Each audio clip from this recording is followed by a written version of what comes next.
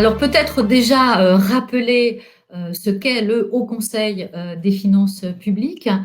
C'est une institution indépendante qui est rattachée à la Cour des comptes et qui a pour mission de donner un avis sur le réalisme des prévisions économiques et sur la cohérence des trajectoires de finances publiques dans le cadre des plans de finances. Alors cette institution, elle est composée de 11 membres. On a des magistrats de la Cour des comptes, on a le directeur de l'INSEE qui est un membre de droit, et puis on a également 5 personnalités qualifiées, alors qui sont nommées notamment par l'Assemblée nationale, par le Sénat, mais aussi par le CESE, le Conseil économique, social et environnemental.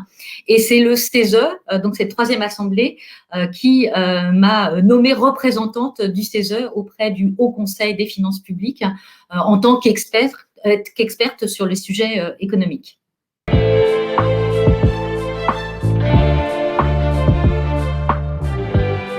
Peut-être 2 points par rapport à votre question.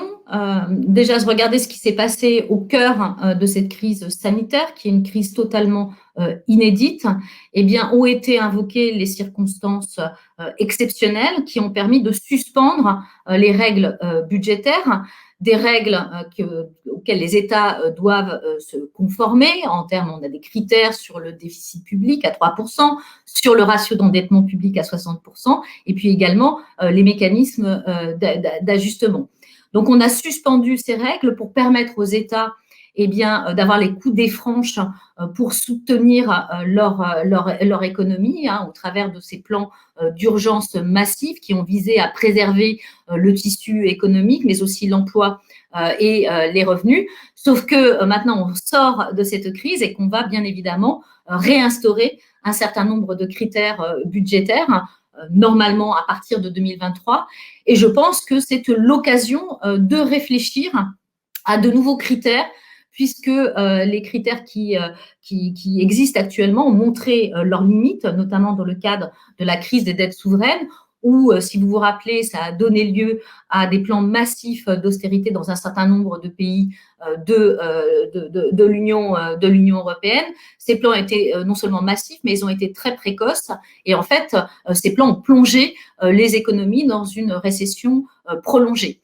Donc, on peut mener cette réflexion pour essayer effectivement d'éviter que ces critères donnent lieu aient un caractère trop pro-cyclique. Et par ailleurs, bien évidemment, il faut quand même que ces critères veillent au fait qu'il va falloir continuer à viabiliser les trajectoires d'endettement public. Donc ça, c'est le premier point. Le deuxième point, dans la crise, et c'est historique, l'Europe a décidé d'émettre une dette commune pour financer des plans de relance. Alors, les montants de ces plans de relance au niveau européen, c'est 750 milliards d'euros. Et ces plans de relance ont pour vocation de transformer en profondeur nos économies pour aller vers une croissance qui soit plus durable, qui soit plus intelligente et aussi plus inclusive ou plus équitable, avec 2 grandes lignes de force, à savoir les investissements qui sont aujourd'hui nécessaires dans la transition écologique et dans la transition numérique. Et donc, cette dette commune qui a été émise va être redistribuée aux États, soit sous forme de dons, soit sous forme de prêts, ce qui va permettre au gouvernement de continuer et de pouvoir continuer à investir pour relever les défis, notamment de la transition écologique.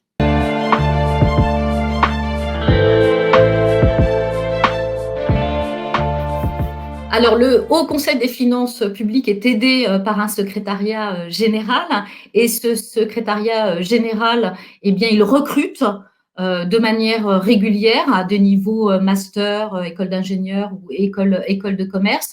Alors, il recrute essentiellement des agents titulaires de la catégorie A, ce qui veut dire que pour accéder à ces postes, il faut passer des concours administratifs. Quant à intégrer le Haut Conseil des finances publiques, Eh bien là, c'est une question d'expérience, hein. Il faut être suffisamment qualifié et être reconnu expert dans le domaine ou économique ou des finances publiques.